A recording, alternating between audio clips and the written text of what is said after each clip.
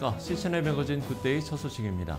한국교회의 폭발적인 부흥과 성장을 이끌었던 새벽기도회, 특히나 명성교회가 개최하는 특별 새벽 집회는 한국교회 전체의 새벽기도의 장을 열었습니다. 위기에 처한 나라를 위해서 새벽을 깨우고 하나님 앞에 기도하기 위한 2025 한국교회와 함께하는 특별 새벽기도회가 명성교회 9월 특별 새벽 집회 마지막 날 개최됩니다.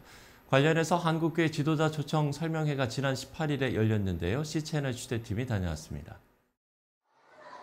한국교회의 영적인 각성과 폭발적인 부흥을 이끌었던 새벽기도회. 특별히 명성교회의 특별 새벽 집회는 단일교회의 예배를 넘어 한국교회와 세계교회 전반에 걸쳐 새벽기도 문화를 일으키는 기폭제 역할을 해왔습니다. 전국 각지와 선교지에서 목회자와 성도들이 명성교회를 찾아와 특별 새벽 집회 현장을 체험했고, 이를 바탕으로 각 교회들과 지역 공동체에서 새벽기도 운동을 전개했습니다.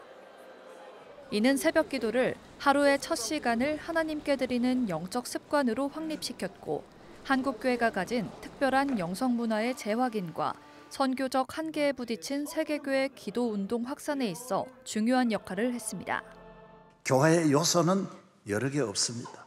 좋은 나라 만드는 데는 1000가지 만가지, 가정을 만드는 데는 1000가지 만가지지만은 교회는 기도하면 성령 임하시고 주님이 함께 하시고 복음이 있으면 다 합니다. 다 있어도 이거 없으면 또 안 됩니다. 올해도 어김없이 열리는 2025 명성교회 9월 특별 새벽 집회는 9월 2일부터 6일까지 개최됩니다.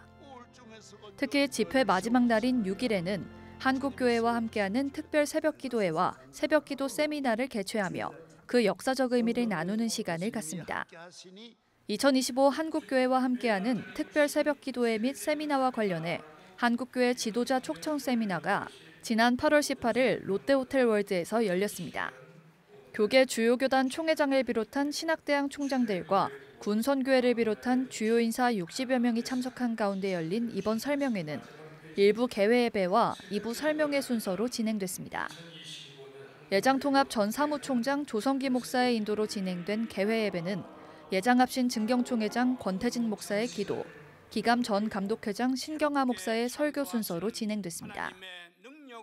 신경하 목사는 명성교회 새벽 예배는 한국교회의 기도의 흔적을 남겼다고 전하며 이번 기도회를 통해 위기의 한국교회를 다시 일으키길 바란다고 말했습니다. 여러분, 우리의 삶의 흔적은 무엇입니까? 바로 기도의 흔적이어야 아니겠습니까? 오늘의 명성교회는 1980년 7월부터 오늘에 이르기까지 단일교회의 부흥을 넘어 한국교회 전반의 기도 문화를 일으키는데 기폭적인 역할을 감당해 왔습니다. 한국교회를 다시 일으켜 세우고 한국교회를 넘어 세계교회를 향한 위로와 희망의 메시지가 전달되기를 바라면서 특별 집회에 주님의 은혜가 강같이 흐르기를 기원합니다. 2부 설명회 시간에는 2025 명성교회 9월 특별 새벽 집회 주 강사이자 새벽기도 세미나 강사인 명성교회 김삼환 원로 목사가 인사 말씀을 전했습니다. 김삼환 목사는 현재 대한민국은 너무나 많은 어려움과 위기에 처해 있다며 이런 상황일수록 새벽을 깨워 기도하면 분명히 답이 나온다고 강조했습니다. 대한민국의 앞날이 이리 가고 저리 가고 정말 위기 가운데도 위기예요. 저는 우리 지도자들 뒤에서 기도를 해야 되잖아요. 세력을 지켜서 나라도 살리고 몸도 살릴 수 있지 않냐. 기도하는 길이 있지 않느냐.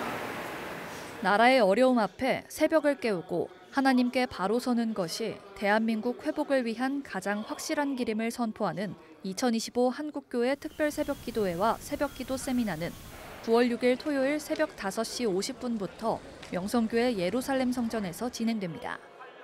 C채널 방송은 특별 새벽기도회와 새벽기도 세미나를 생방송과 유튜브 채널을 통해 중계할 예정입니다. C채널 뉴스 문지원입니다. 한국세계선교협의회 KWMA가 한국 선교 생태계 변화를 위한 총회장 특별 담화문을 발표했습니다.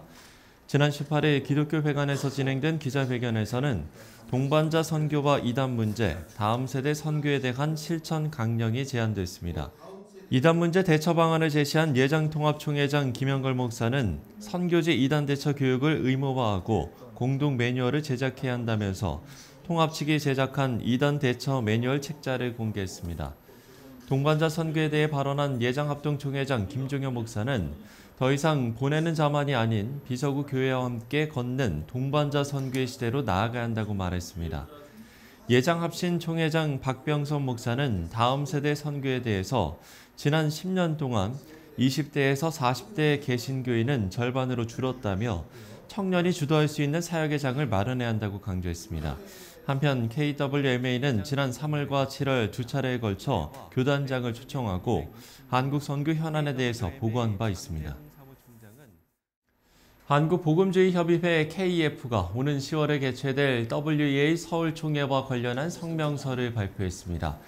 KEF 박명수 교회갱신위원장은 21일 열린 기자회견에서 WEA의 정통신앙을 둘러싼 의혹에 대한 입장을 밝혔습니다. 우리가 성경의 무리와 무오를 믿는다는 것을 다시 한번 천명합니다. 일부 아프리카 복음주의 교단에서 사도라는 명칭을 사용하는 것은 사실입니다.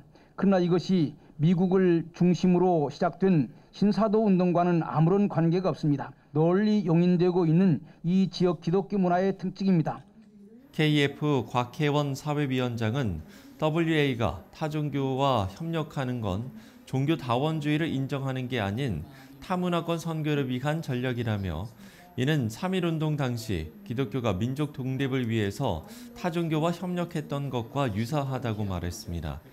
KEF 자문위원인 김상부 목사는 복음이 전부라는 사실을 세계에 알리는 게 이번 WEA 총회의 초점이라고 짚었습니다. 이번에 WEA 대표들이 왔을 때 만나봤는데 예수 그리스도와 복음 이것이 전부라는 것을 한국을 통해서 한번 폭발을 시키자 전 세계에. 이게 지금 WEA 이번 총회의 초점이에요. 한국복음주의협의회는 오는 10월에 열릴 WEA 서울총회를 통해서 성경에 기초한 복음적 일치를 이루고 동성애와 다음 세대 등 교회가 직면한 과제의 대책을 마련할 거라 밝혔습니다.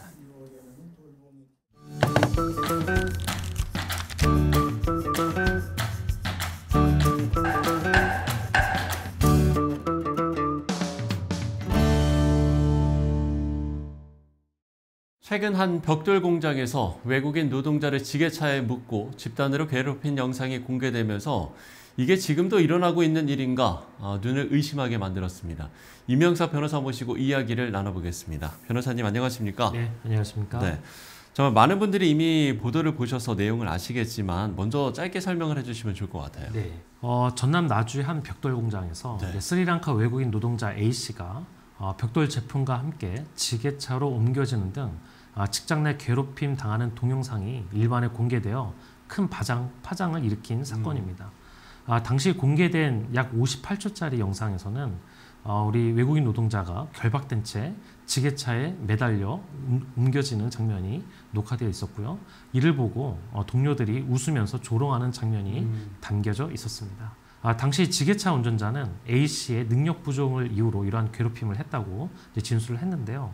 A씨가 결국 이러한 직장 내 괴롭힘에 못 이겨서 광주 전남 이주 노동자 네트워크에 도움을 요청해서 공론화가 된 사건입니다. 예.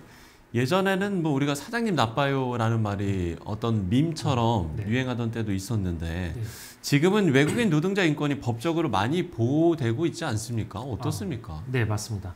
대표적으로는 외국인 근로자의 고용 등에 관한 법률이 있습니다. 약칭 외국인 근로자법이라고 하는데요. 이 법은 대한민국에서 외국인 근로자의 고용과 관련된 전반적인 사항을 규정하고 있는 법입니다. 이 법에서는 내국인 근로자와 외국인 근로자를 차별하지 못하도록 이제 금지하고 있고요. 외국인 근로자 상담과 교육 등을 각 지원하기 위한 기관에 각종 지원을 해주도록 하고 있습니다. 또한 우리나라 이제 근로기준법은 국내에 있는 모든 근로자에게 적용이 됩니다. 따라서 내국인 근로자뿐만 아니라 외국인 근로자도 우리나라의 근로기준법상 보호를 받을 수 있습니다. 이에 따라서 근로기준법뿐만 아니라 산업안전보건법, 고용정책기본법 등 노동관계 법령도 외국인 노동자를 보호하도록 하고 있습니다. 예. 이렇게 노동자 인권이 법적으로 많이 보호되고 있는 이런 상황에서 이런 일이 벌어졌다는 게 정말 많은 분들이 상당히 좀 놀라셨을 것 같거든요. 네. 이 영상이 공개되고 나서 그럼 어떤 조치들이 취해졌는지 궁금한데 어떤 조치들이 취해졌습니까? 네. 이 영상이 공개되자마자 고용노동부는 사건의 심각성과 피해자 인권을 고려하여 기획감독에 착수했습니다. 네. 그래서 사업주, 가해자, 동료 근로자들 등 상대로 직장 내 괴롭힘이나 폭행, 임금체불 등 노동법 위반 여부가 있는지 지금 전반에 대해서 조사를 진행하고 있는 중입니다. 예, 예. 그리고 향후 유사 사업장에 대한 추가 감독도 추진할 예정이라고 밝혔습니다. 그리고 해당 피해자인 외국인 노동자에 대해서는 심신의 안정과 신속한 재취업을 위해 전라남도가 아닌 고용노동부가 직접 나서서 알선해 주겠다고 방침을 밝힌 상태입니다. 예. 사회 전반에 외국인 유입이 늘면서 노동 현장에도 정말 많은 수의 외국인들이 근무를 하고 있는데 여러 가지로 우리가 살펴야 할 부분들도 있을 것 같습니다. 네. 가장 먼저 중요한 것은 외국인 근로자가 자신의 정당한 임금을 받을 수 있도록 임금체불 문제를 없애는 일이 가장 중요합니다. 예. 그리고 언어 문화적 차이로 인해 직장 내 괴롭힘 문제는 이게 단순히 직장 내 문제가 아니라 인권에 대한 문제라는 점을 우리가 인식할 필요가 있고 인권 감수성을 가지고 보호해 줄 필요가 있겠습니다. 아울러 산업 현장에서 위험 작업 시 각 나라에 맞는 그 개별 노동자에 맞는 언어로 안전에 대한 매뉴얼 등을 제공해서 산업재해가 발생하지 않도록 미리 예방할 필요가 있겠습니다. 예, 예. 그런데 문제는 우리나라에 꼭 나쁜 사업주만 있다는 것이 아닙니다. 오히려 그 반대로 한국의 법제도를 악용하는 일부 외국인 근로자도 있으므로 좀 주의를 요할 필요가 있겠습니다. 예를 들면 작업 도중 고의적으로 경미한 사고를 유발한 다음에 이를 산업재해로 신청해서 요양급여뿐만 아니라 체류기간 연장 등을 시도하는 부정한 사례도 있으니 사업주들께서도 좀 주의할 필요가 있겠습니다. 예, 예. 조금 더 돌아봐야 하는 건 이런 일이 이제 비단 외국인 노동자에만 국한된 일이 아니라는 부분일 텐데 실제로 일반 직장 상황은 어떻습니까? 네, 직장 내에서 괴롭힘의 가장 대표적인 사례는 네. 업무 지시를 하는 과정 가운데 욕설을 하거나 인격적 비하 발언을 하는 겁니다. 또한 회식이나 회의, 카카오톡 단톡방에서 집단 따돌림을 하고 사적인 심부름을 시키는 일이 대표적인 일로 발생하고 있습니다. 예, 예. 이 경우 근로기준법 제76조의 이 직장 내 괴롭힘 행위에 해당되기 때문에 피해자는 즉시 사용자에게 신고할 수 있고 사용자는 신고를 받으면 반드시 조사를 해야 할 의무가 있습니다. 또한 사용자는 피해자가 신고했다는 이유로 불이익한 처우를 해서는 안 되고요. 또 피해자를 위해서 적절한 근무 장소 변경이라든지 유급 휴가 명령 등의 조치를 취할 필요가 있겠습니다. 그리고 괴롭힘 사례가 조사 결과 사실로 확인된 경우에는 네. 가해자에 대해 징계를 하거나 근무 장소를 변경하는 등의 명령을 내려야 합니다. 이제 일반 직장 상황까지 짚어봤다면 우리가 이제 이런 부분을 어떻게 해결해야 할 것인가 이 부분도 짚어봐야 할 것 같은데 건강한 일터가 되기 위해서 어떤 노력이 필요하겠습니까? 네, 이제 대한민국도 최근에 발표한 것처럼 이제 네. 다문화 국가가 됐습니다. 그렇죠. 외국인이 5% 이상인 국가는 이제 다민족 국가로 다문화 국가로 이렇게 분류가 되는데요. 네네. 이제 대한민국이 단일 민족이 아닌 다문화 국가로서 이제 개방성과 또 공동체성이 함께 공존해야 되는 국가가 됐습니다. 그래서 많은 사람들이 모여 있는 곳에는 이러한 다양한 생각과 견해가 있다는 것을 우리가 인정하고 이런 여러 갈등 상황에 대해서 인권 감수성을 가지고 서로를 존중하는 마음으로 이 공동체성을 유지하는 게 이 사회의 발전을 위해서도 필요하다 하겠습니다. 예. 그런가 하면 직장에서뿐만 아니라 교회에서도 적용할 점들이 분명히 있을 것 같습니다. 각 공동체에 속한 크리스천들이 이럴 때 그 역할을 좀 했으면 좋을 것 같거든요. 네. 성경에도 빌립보서 2장 3절 4절 말씀에 이런 말씀이 있습니다. 아무 일에든지 다툼이나 허영으로 하지 말고 오직 겸손한 마음으로 자기보다 남을 낮게 여기고 다른 사람들 돌아보라는 말씀입니다. 네, 그래서 우리 크리스찬들이 직장 내에서 이 성경 말씀을 실천하면서 빛과 소금의 역할을 온전히 감당하기를 기도하고 싶습니다. 예. 남을 낮게 여기고 다른 사람들을 돌아보라. 이 말씀을 다시 한번 되새겨봐야 할 것 같습니다. 지금까지 하나님의 법, 세상의 법, 이명석 변호사와 이야기 나눠봤습니다. 변호사님, 오늘 말씀 고맙습니다. 네, 고맙습니다.